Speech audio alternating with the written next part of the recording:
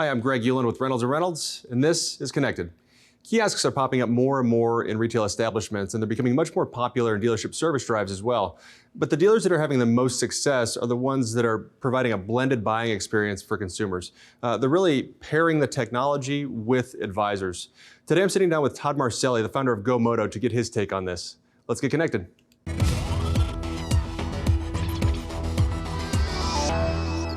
Todd Marcel with GoMoto. Thank you so much for sitting down and talking. Hey, not a problem, Greg. Thanks for having me. Yep, for sure. So Todd, it seems like for all of us, we get into the automotive industry and we sort of stay here in one capacity or another. So can you give a little background on your history and just kind of your path in automotive? Yeah, it's kind of an interesting one. Certainly, I'm not born and raised in automotive. I had an opportunity, kind of my earlier career as an investment banker and joined some early growth stage companies and saw that path. I really wanted to be an entrepreneur. And so had built and sold a couple companies, and about 10 years ago, we had an opportunity with my co-founder to buy our first dealership. His family had come from the wholesale side of the business, and so he wanted to kind of get into the new car dealership world. And so I kind of helped him acquire that dealership, and we kind of got into it and realized that there were some inefficiencies there. And so as an entrepreneur, having just sold my last e-commerce business, I kind of looked at some of the problems and said, hey, could we go build a solution to kind of solve some of our own problems as a new dealer? And lo and behold, that's where kind of GoMoto started, and the formation of the company kind of grew from there. And we were fortunate enough to really hone in on a couple pain points that we as dealers really cared about and solved, and ultimately it led us to a really nice solution that has a great opportunity now to help change the way we interact with our customers. And so it's kind of been an interesting journey, but we're happy we're here now. So. Yeah, for sure. So how long ago was that you guys bought that dealership? About 10 years ago. 10 years. And so we bought it. We were really green, right? We were young guys. We had no clue about frankly, we thought running a store was really easy, and we thought all of the software would work seamlessly and anything we deployed would just instantly solve our problems. And we quickly realized, you really got to think about those choices because, I kind of joke, I was just having breakfast with a dealer this morning, and he's a new dealer, and kind of listening to his challenges of all of a sudden, I went from a GM role to an owner. Now I'm dealing with employee matters. I'm dealing with payroll. I'm dealing with financing. I'm dealing with inventory. I'm dealing with software agreements.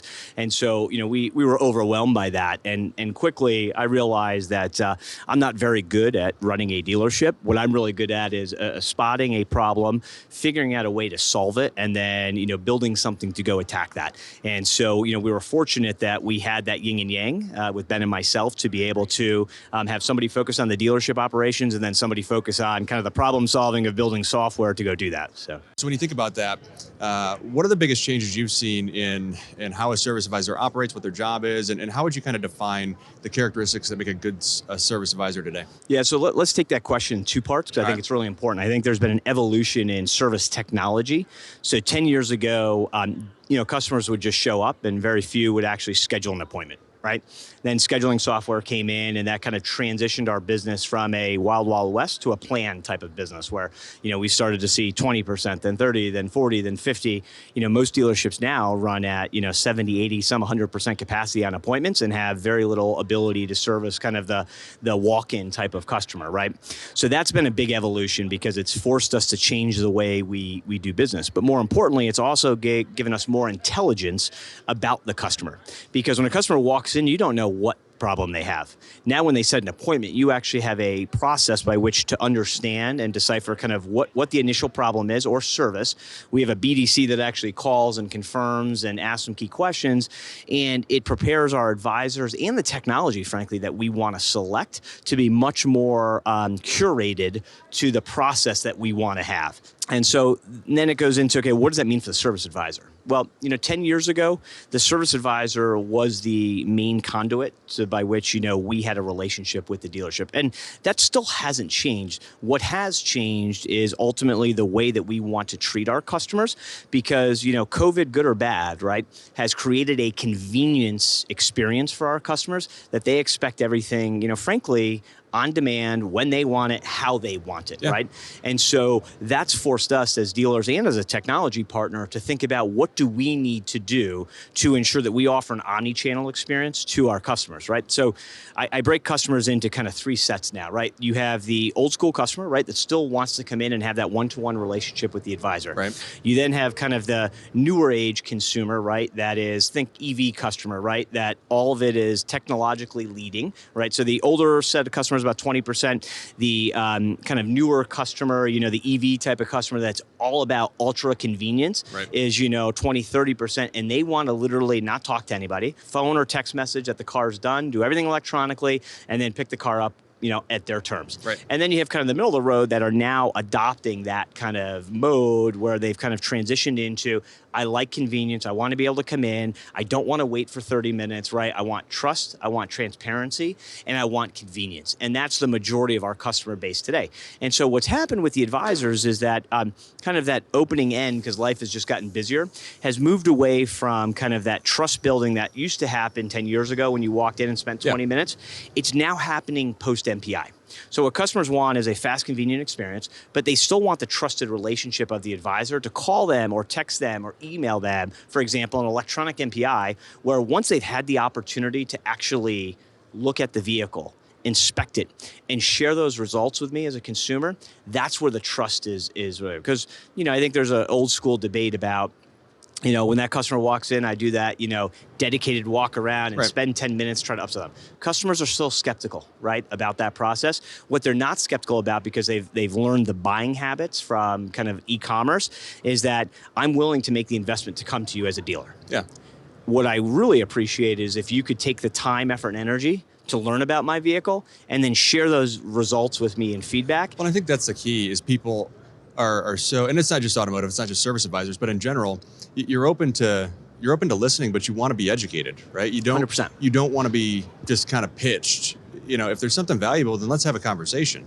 But if it's just, hey, maybe we could get your wiper blades changed, or no, I don't. That's not what I'm here for. Like, tell me what's wrong with my car. It's making a knocking noise, and I need to get it fixed. I want to make sure it's not going to break down. So when you have the answer to that question and you can educate them, to your point, that's when that relationship can really be built, and it becomes more built on trust than on me trying to pitch you something. 100%. And what we're trying to focus on, certainly with GoMoto, is taking the kind of remedial tasks out, right? Yeah. So when a customer comes in, automating that process, just like we do with the scheduling process. There's still, sometimes a human involved to confirm that process. But what we really want to do is make sure, hey, is it the correct contact information, right?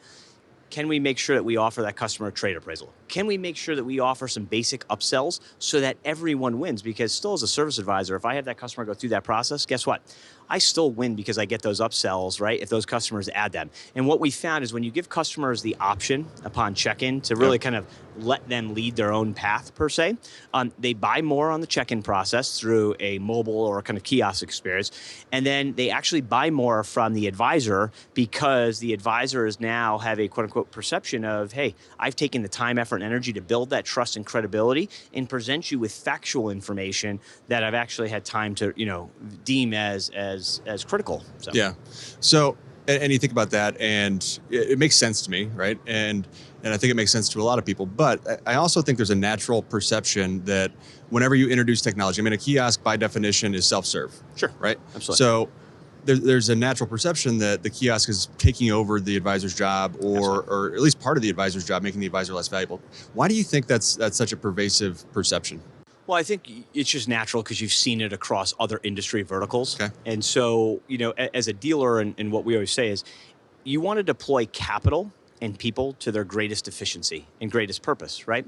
And so I ask the question, if I know 80% of my customers prefer to have an experience that's self-led, I want to make sure I'm offering that experience.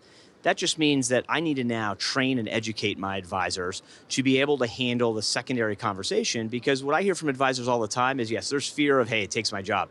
My response is, it doesn't take your job. It actually makes your job more valuable because now you have the time, effort, and energy to actually spend with each customer walking through the MPI experience, right? Because that's ultimately where you're going to get the greatest value to extend the lifetime value of that customer, right? Because you're going to be able to educate them. You have more time to do that. So if I can save you 2 hours on kind of the remedial work up front, but give you that time back and allocate that towards really building trusts and building those long-lasting relationships with your customer, would you do that? And the answer I get back unequivocally is yes. Right. And so that's a really important element.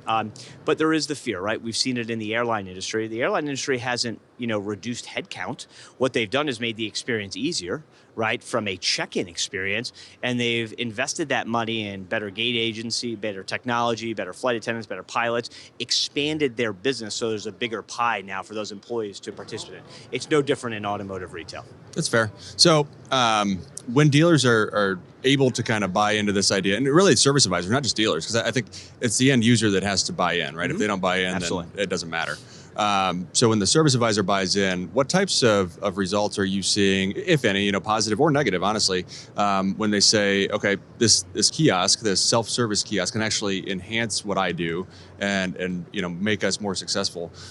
What does that translate to? Yeah, so a couple things. So I think one is when you think about the experience, there's kind of a bunch of different factors that we look at.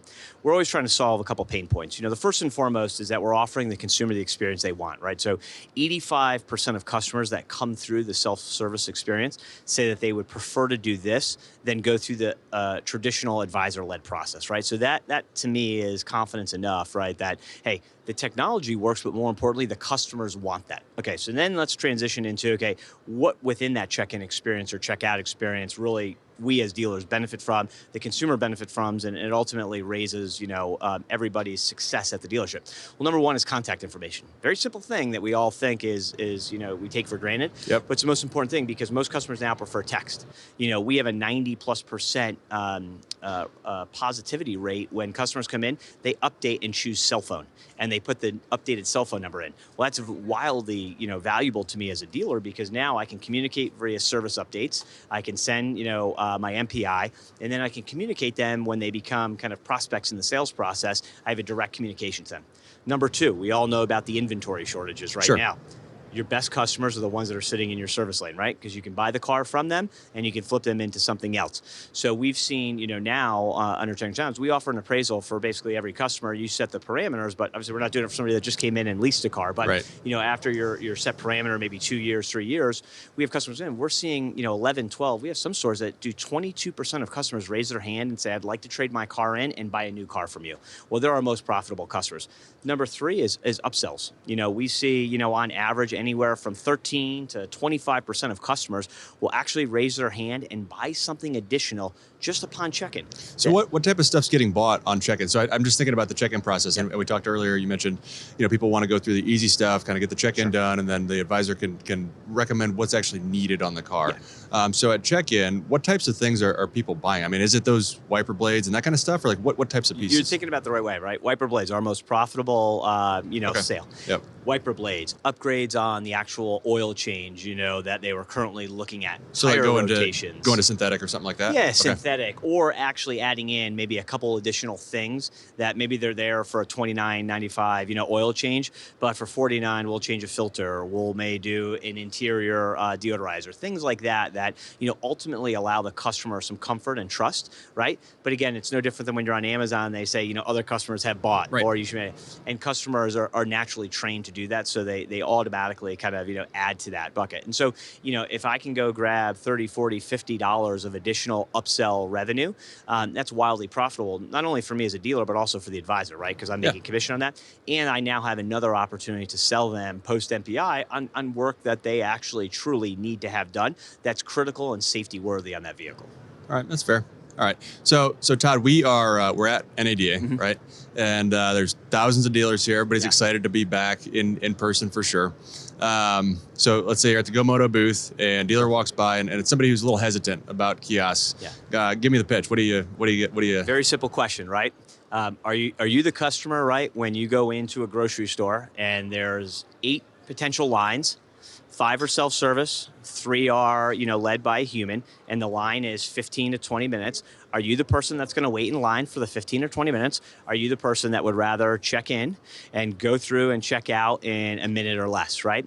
I say that question. Number 2 is, are you the customer that goes in and actually talks to a bank teller, or do you use an ATM? Right? Yeah. Or last time I checked and you filled up gas at $7 a gallon, are you the customer that goes to full service, or do you do it yourself, right? And are in and out. And so what we have to realize is that the customer has spoken, and that they, kind of demand that we offer this omni-channel experience, right? And the easiest one I always say is Starbucks for myself, right? I've got 2 young kids. My schedule is crazy packed on a Saturday, Sunday with all Sure. different sporting events. The easiest thing for me, right? Now, nothing against Starbucks. I like their coffee, but it's not the best coffee, in my area, right? I prefer to go support a local coffee shop that I've gone to for 10 years that I love their coffee. But you know what they don't have? They don't have mobile ordering.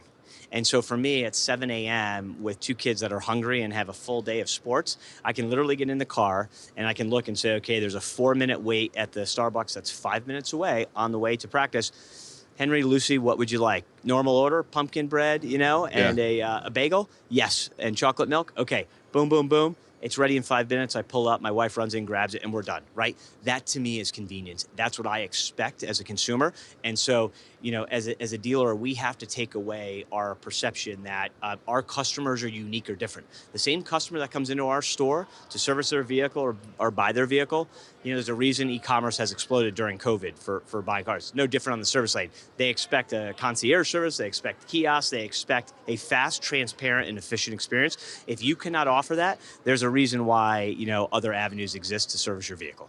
Yeah, that's good. That's good. All right, so very important question then. What sports are the kids in? Yeah, so my daughter, Lucy, 10, is big into lacrosse. Okay. So she's kind of made the transition and kind of declared that's her sport. My son, Henry, 6, he likes to try everything. He's a big football player. Okay. Loves soccer. Just tried wrestling this year in the winter, basketball, and they're both big skiers as well. So Nice. we've had about 12 days on the mountain this winter with both of them, so they've really enjoyed that. Good stuff. All right, well, Tom Marcel, GoMoto, thanks so much for talking, and have a great show. Thank you so much, Greg. Cheers. All right, see ya.